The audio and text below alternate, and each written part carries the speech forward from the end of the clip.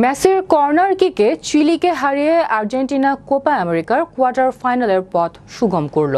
মঙ্গলবার 25 জুন রাতে মেটলাইফের বিশাল স্টেডিয়ামে খেলার 88 মিনিটে বিজয়সূচক কর্নার কিক করেছিলেন মেসি। বিস্তারিত থাকছে ডেস্ক রিপোর্টে। লিওনেল মেসির কর্নার কিকে চিলিকে হারিয়ে কোপা আমেরিকার কোয়ার্টার ফাইনালে ওঠার পথ সুগম করল আর্জেন্টিনা। মঙ্গলবার 25 জুন রাতে নিউ জার্সির ইস্ট রুথারফোর্ডে অবস্থিত মেট লাইফের বিশাল স্টেডিয়ামে 81,106 জন দর্শকের গগনবিদারী স্লোগে খেলার 88 মিনিটে বিজয়সূচক কর্নার কিক করেছিলেন লিওনেল মেসি। সেই কিকের 100% সদ্ব্যবহার করেন লাউতারো মার্টিনেজ, অর্থাৎ মেসির বলটি পেয়েই তিনি জালে ঢুকিয়ে দেন।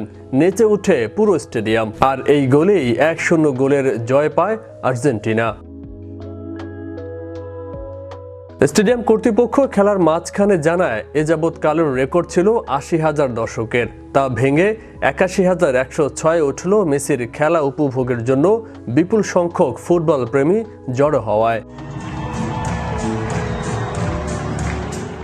শুরু থেকে শেষ পর্যন্ত পুরো খেলার প্রাণ না হলেও গ্যালারির উদ্দীপনা শক্তি ছিলেন মেসি।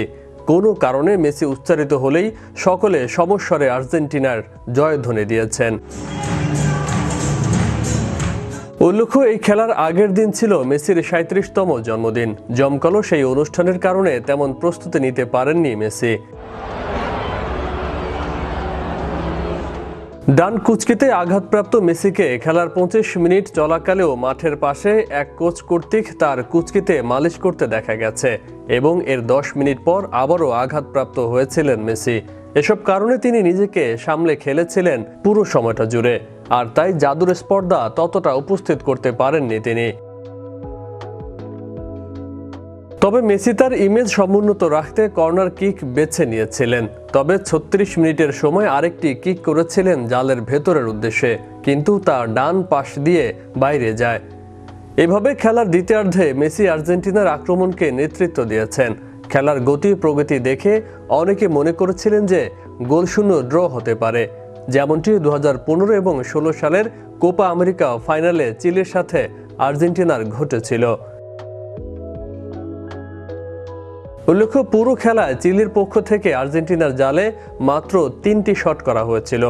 আর্জেন্টিনাও কয়েকবার বল চাপিয়েছিল, কিন্তু শেষ রক্ষা হয়নি। স্টেডিয়ামের গ্যালারিতে যথারীতি বাংলাদেশের পতাকাও দেখা গেছে সমর্থকদের হাতে।